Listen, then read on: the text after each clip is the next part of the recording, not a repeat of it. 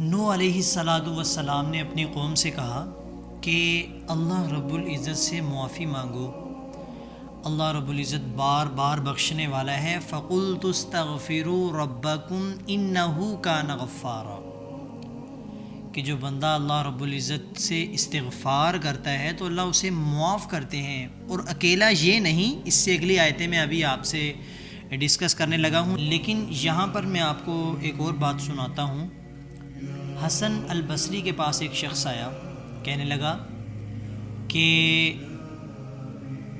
میرے پاس اولاد نہیں ہے، تو انہوں نے اس کو یہ عمل بتایا کہ تم استغفار کیا کرو۔ تھوڑی دیر بعد ایک اور شخص آیا، اس نے کہا کہ میرا بزنس کا مسئلہ ہے، میرا کام نہیں چل رہا، تو میں کیا کروں، میرے لیے دعا فرمائیں۔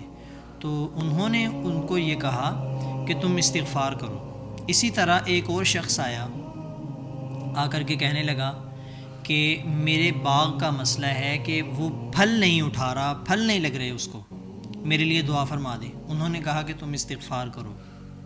اور پھر ایک اور شخص آیا، اس نے کہا کہ میری وائف ہے، میری بیوی ہے، میرے اس کے ساتھ معاملات اچھے نہیں ہیں، تو آپ میرے لیے دعا کریں کہ ہماری آپس میں بن جائے۔ انہوں نے ان کو بھی یہی کہا کہ آپ استغفار کریں۔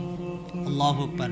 وہاں پر ایک شخص بیٹھا ہوا تھا، جب یہ لوگ چلے گئے وہاں سے تو انہوں نے کہا کہ یہ کیا بات ہوئی کہ جو بھی بندہ آ رہا ہے آپ اس کو کہہ رہے ہیں کہ استغفار استغفار استغفار استغفار۔ تو انہوں نے وہاں پہ ایک بات کہی، انہوں نے کہا کہ کیا سورہ نوح میں اللہ رب العزت فرماتا نہیں ہے کہ فَقُلْتُ اسْتَغْفِرُوا رَبَّكُمْ إِنَّهُ كَانَ غَفَّارًا، کہ چنانچہ میں نے کہا اپنے پروردگار سے مغفرت مانگو، یقین جانو وہ بہت بخشنے والا ہے۔ آگے فرمایا یُرْسِلِ السَّمَاءَ عَلَيْكُمْ مِدْرَارًا، اور وہ تم پر آسمان سے خوب بارشیں برسائے گا۔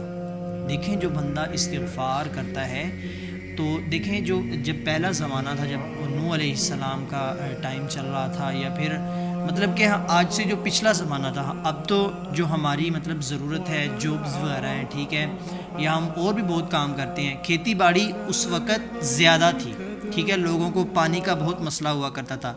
تو اللہ تعالیٰ نے یہاں پہ کیا فرمایا، یُرْسِلِ السَّمَاءَ عَلَيْكُمْ مِدْرَارًا، اللہ تعالیٰ تم پر آسمان سے بارشیں برسائے گا۔ پھر اس سے اگلی آیت وَيُمْدِدُكُمْ بِأَمْوَالٍ وَبَنِينَ وَيَجْعَلْ لَكُمْ جَنَّاتٍ وَيَجْعَلْ لَكُمْ أَنْهَارًا، اور تمہارے مال اور اولاد میں ترقی دے گا جو بندہ اللہ کے سامنے استغفار کرتا ہے۔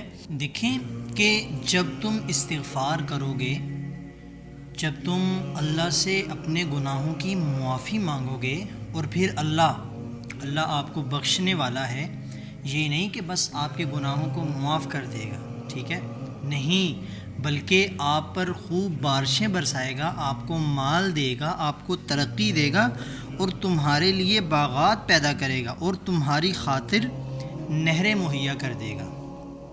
میرے دوستو، صرف اور صرف اللہ رب العزت کے سامنے معافی مانگنے کا ہمیں یہ فائدہ مل رہا ہے۔ تو آج کل جو ہے 95% تقریباً جو ہم پر ٹینشنز آ رہی ہیں، ہم پر مصیبتیں آ رہی ہیں، ہم ڈپریشن کا شکار ہیں، ہمیں عجیب سے خیالات آ رہے ہیں، وہ کیوں ہیں؟ وہ اسی لیے ہیں کہ یہ ہمارے گناہوں کی سزا ہے۔ جب ہم گناہ کرتے ہیں، اللہ سے معافی مانگتے نہیں ہیں، تو پھر ہمیں اس کی سزا ملتی ہے۔ تو اس لیے استغفار کو اپنا معمول بناؤ، ٹھیک ہے، اس کو اپنی زندگی کے اندر ایسا اپناؤ کہ آپ کوئی بھی کام کر رہے ہوں، آپ کے دل میں یہی خواہش ہو، میں اللہ سے معافی مانگ رہا ہوں، استغفر اللہ استغفر اللہ استغفر اللہ، ٹھیک ہے۔ آپ کو فرسٹ میں تھوڑا سا مشکل لگے گا، ٹھیک ہے، کہ میں یہ کیا کر رہا ہوں، لیکن جب آپ اس کا بینیفٹس دیکھ لیں گے نا، آپ کو خود پتہ چلے گا کہ واقعی یار میں نے یہ کام کیا ہے، اس کا مجھے فائدہ ہو رہا ہے۔ امید ہے آپ کو میری بات کی ضرور سمجھ آئی ہوگی۔ دیکھیں یہ بہت ہی پاورفل وظیفہ ہے، ٹھیک ہے، اس کو کرنے والا کوئی بھی خالی نہیں جاتا۔ تو آپ اللہ رب العزت کے سامنے ضرور معافی مانگا کریں، اور استغفار کو کثرت سے اپنائیں، ٹھیک ہے۔ آپ کے پاس اگر ٹائم ہوتا ہے تو آپ ایک لمٹ رکھ لیں کہ میں نے روزانہ جو ہے اتنی مرتبہ استغفر اللہ کہنا ہے۔ امید ہے آپ کو میری بات کی ضرور سمجھ آئی ہوگی۔ اللہ تعالی ہم سب کو عمل کرنے کی توفیق عطا فرمائے اور ہم تمام کے گناہوں کو معاف فرمائے۔ جزاک اللہ خیر۔ السلام علیکم۔